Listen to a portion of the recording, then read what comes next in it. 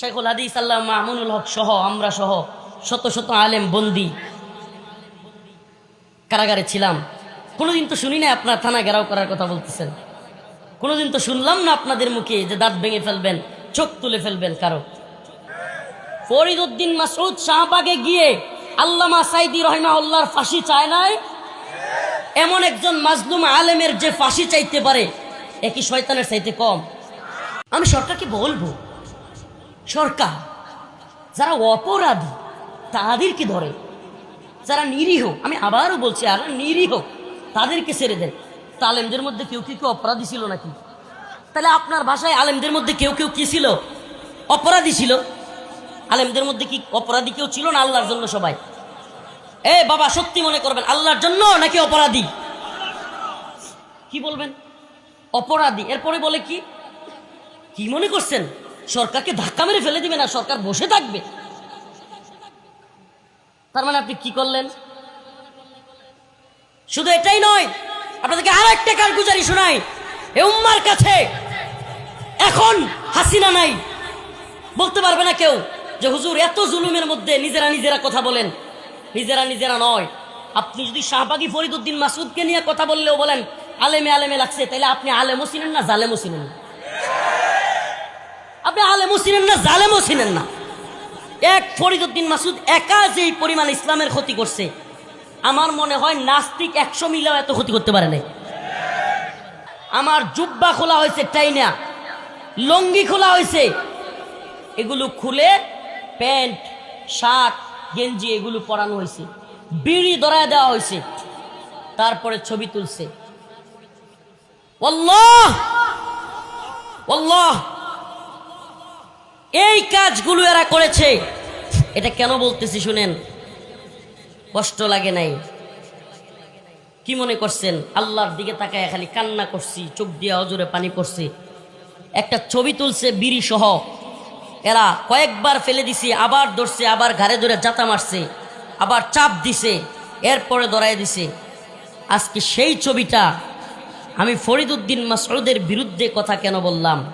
সেজন্য যারা কওমি অঙ্গনের দাবি করে, আমাদের ভাই দাবি করে, আজকে তারা আমাদের ওই রিমান্ডের ছবিটাকে নিয়ে ট্রল করে আমাদেরকে পচানোর চেষ্টা করে। নাউজুবিল্লাহ। এর চাইতে কষ্টের আর কি হইতে পারে বলেন? এর চাইতে কষ্টের। তাহলে কি আমরা মনে করব আপনাদের সাথে গোয়েন্দা সংস্থার লিয়াজও আছে? এটা কি মনে করব? কারণ এটা তো গোয়েন্দা সংস্থার কাছে সংরক্ষিত ছবি ছিল।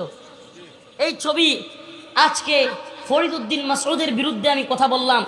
আচ্ছা, ফরিদ উদ্দিন মাসউদের বিরুদ্ধে কথা বলবো না কার বিরুদ্ধে কথা বলবো? ফরিদ উদ্দিন মাসউদ শাহবাগে গিয়ে আল্লামা সাইদি রহিমাহুল্লাহর ফাঁসি চায় নাই। এমন একজন মাজলুম আলেমের যে ফাঁসি চাইতে পারে একই শয়তানের চাইতে কম। যেই ব্যক্তি হাসিনা র এবং আমেরিকা সিআইএর দালালি করতে গিয়া 1 লক্ষ মুফতির ফতুয়া জিহাদের বিরুদ্ধে নেওয়ার জন্য পুরো বাংলাদেশে সফর করেছে।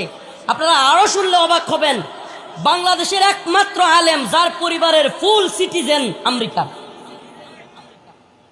এরা সব আমেরিকান নাগরিক, এদের সবার আমেরিকার সিটিজেনশিপ আছে। কল্পনা করতে পারেন?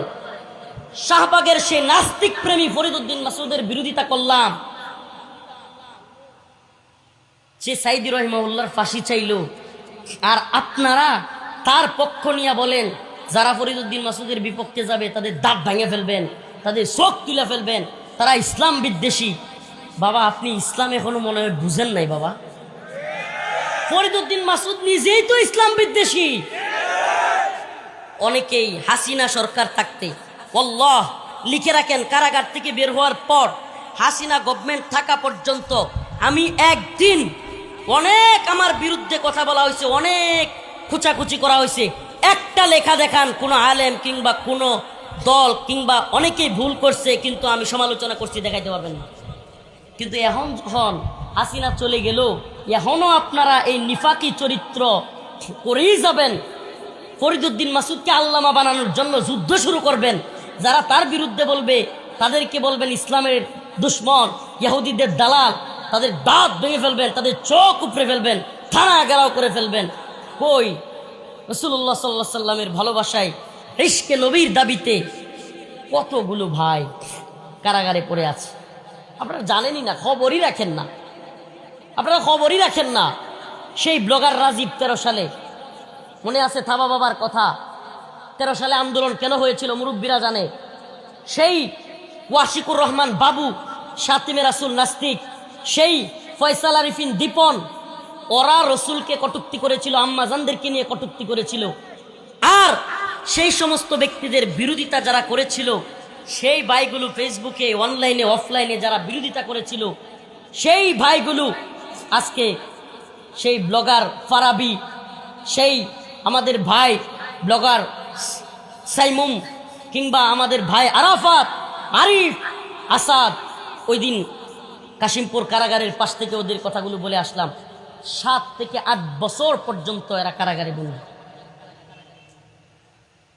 ইমানি গায়রত থাকলে আমাদের অন্তরে কষ্ট লাগার কথা। এই মানুষগুলো ইশকে নবীর দাবিতে আল্লাহর নবীকে নিয়ে কটূক্তি করেছে, সহ্য করতে পারে নাই। আর এরা আল্লাহর নবীর ভালোবাসায় চলে গেল, আল্লাহর নবীর ভালোবাসায় কথা বলল। এই জন্য এদের এক একজনের নামে, এক একটা যুবকের নামে 2টা 3টা করে ফাঁসি লাগছে। ফাঁসি ফাঁসি। কি জবাব দিব আমরা আল্লাহর কাছে? কিসের পীর, কিসের বড় বক্তা, বড় মুহাদ্দিস, বড় শাইখুল হাদিস? আল্লাহর কাছে কেউ জবাব দিতে পারবো না, আল্লাহর নবীর কাছে কেউ জবাব দিতে পারবো না। এই ভাইগুলো এতদিন যাবৎ কারাগারে বন্দী। শুনবেন কারগুজারি? শুনবেন? সহ্য করতে পারবেন? কসম আল্লাহর, বাড়ায় বলতেছি না। এই ভাইদের কাছে এমনও শুনছি, তাদের স্ত্রীদেরকে দৈরাই না বিভিন্ন গোয়েন্দা সংস্থার লোকেরা তাদের সামনে ধর্ষণ করছে।